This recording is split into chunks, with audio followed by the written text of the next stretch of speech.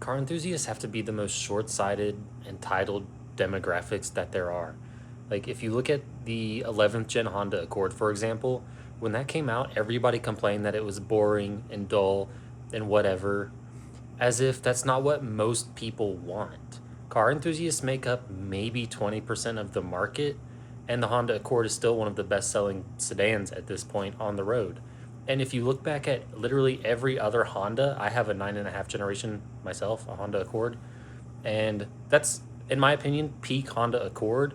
But if you look at the 10th gen, you really only have two solid, good looking generations of Accord that aren't just kind of boring or dull or whatever. If you're going to tell me that the 11th gen is more boring to look at than a 2006 or a 1994, you're absolutely out of your mind. None of these cars were made for enthusiasts. Just because they have a manual doesn't mean they're fun, fast, sporty by any means. The Prelude is just another example of that. People will say that it's slow and too expensive. It has the same amount of horsepower as the last Prelude we had, and it literally adjusted for inflation costs the same. The Type SH Prelude in 2001, the final year of it, was nearly $50,000. And at that time, you could have got, just like today, a Supra, a Z, a Mustang, any other car that is actually fast.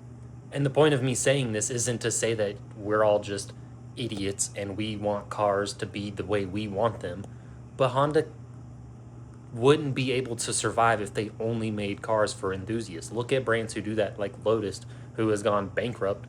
Who knows how many times, is constantly on the verge of bankruptcy.